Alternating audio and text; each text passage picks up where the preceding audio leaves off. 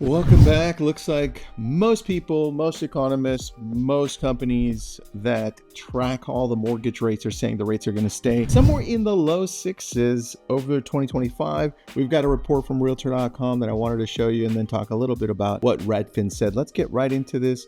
I have this great little report that just came out, Housing Forecast 2025 by Realtor.com. They bring this out every year and they have a little good report every month.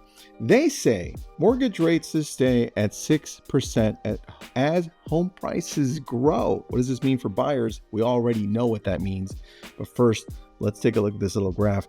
Over the last, year and a half or so, we're looking at where rates were. They've gone up and down. They've come down. They're thinking they're going to go somewhere in the 6.2 range, which is pretty nice to see. Now, here's what sums it up. Right, here we go. I'm going to read this to you. This is what sums up the forecast for home buyers in 2025.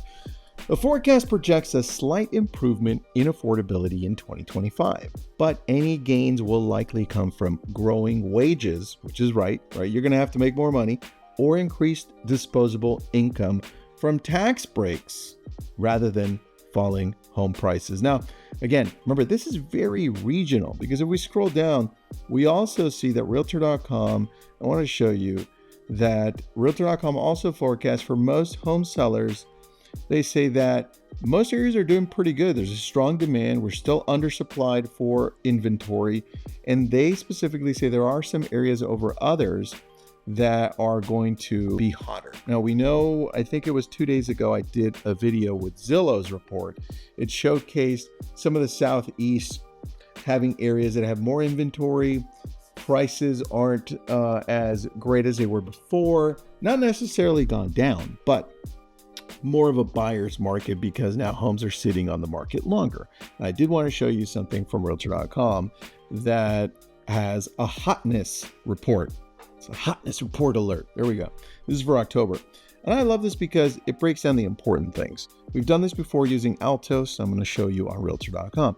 We've got these areas. We've got Manchester, New Hampshire, hotness rank 1. Okay, nice. And I like to look at median days on market. It tells me on average all the properties there, how long they're staying on the market before they actually sell. So this one's 28.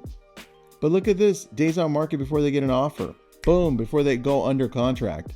4 days on market, average price point. Now look at this, Springfield, Massachusetts, days on market, 0.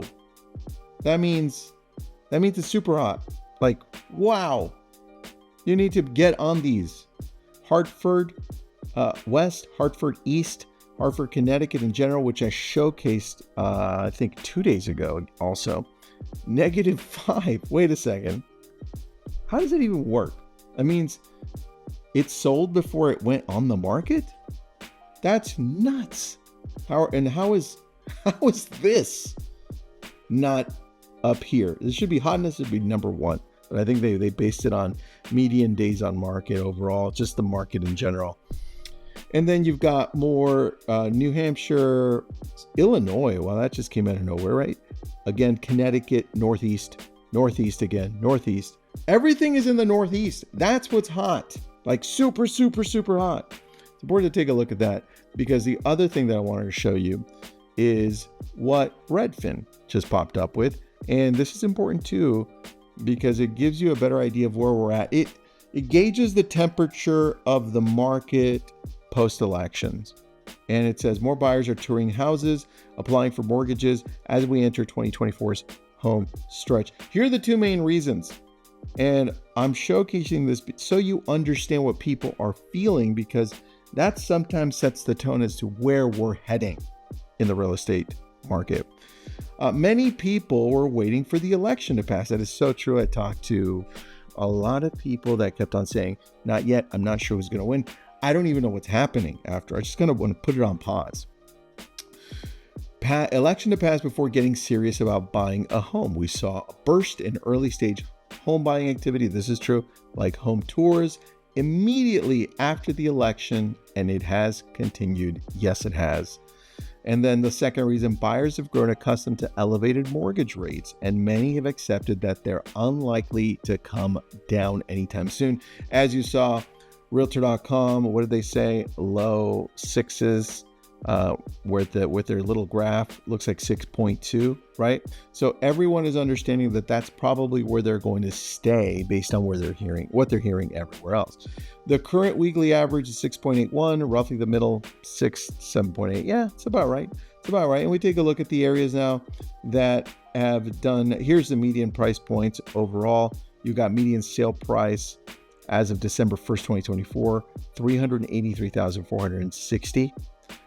But I want you to see one thing, because we talked about pending sales being up. Pending sales are important because things are going under contract, things are selling, right? So year over year, there's a 6.5% increase overall nationally with pending prices. That's great. Now, the other thing that I want you to pay attention to, because this is something that we don't talk about often, and a lot of people don't seem to understand this one as a whole. And I want you to pay attention to this when you're looking to buy property, when you're looking out there and saying, hey, how's my market overall? Ask your real estate agent. The months of supply. Now, look at the right where it says 4 to 5 months of supply is considered balanced, with a lower number indicating a seller's market condition. So if you take a look at, I'm going to come back to this. If you take a look at this, when you see days on market, right? We'll go back. What did this say? Month of supply.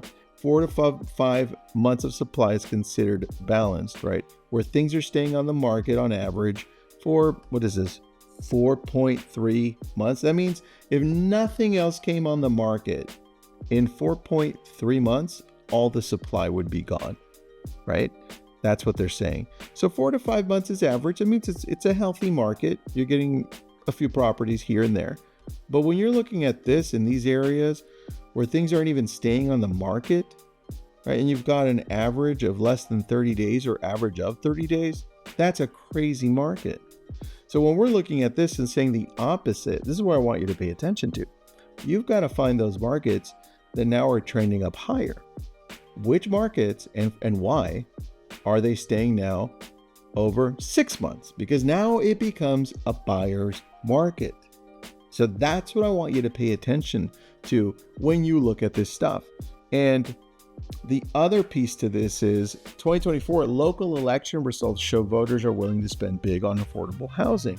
This could also be something to look at.